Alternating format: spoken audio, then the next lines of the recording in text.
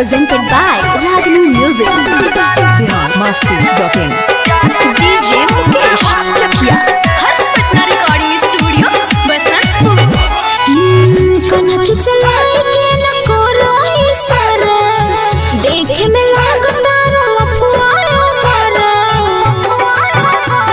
अरे बाबा बुझला, कनक चलाई के न कोरो इशारा, देखे में लगता लफुआयो मारा। बुझला डबल चोटी तू चलला रुकस के जान ले का हंस के उमर चढ़ल बा 16 बरस के जान ले का हंस के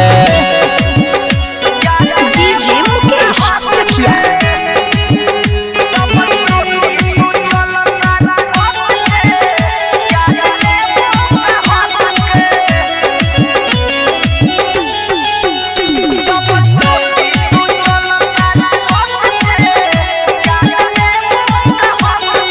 DJ Mukesh Chakia. चीज हमरा ना पूछो सरकारी हो, सटन लोग देखो दोसर दुआरी हो। चीज हमरा ना पूछो सरकारी हो, सटन लोग देखो दोसर दुआरी हो। जहिया से देखनी तोहर हो गईनी फैन हो झूठो मूठो के इतना बड़ा बेचैन हो। जनिया से दबाव हमरा नस के जान ले का हंस के उमर चढ़ल बा 16 बरस के जान ले का हंस के Presented by Ragini Music. Masti.in DJ Mukesh Chakia. Hars Patna Recording Studio, Basantpur.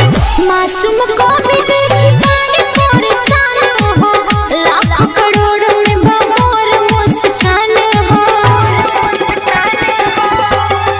हाँ हाँ, मासूम को भी देखी बड़े परेशान हो, लाखों करोड़ों में बमोर मुस्कान हो।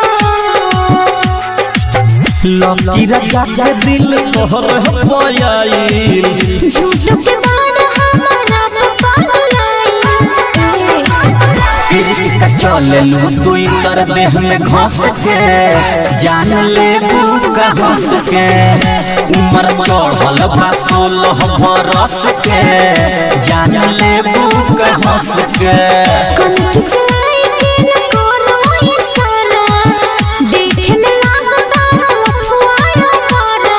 बुझला डबल चोटी तू चलला रुकस के जान ले का हंस के उमर चढ़ल बा 16 बरस के जान ले का हंस के।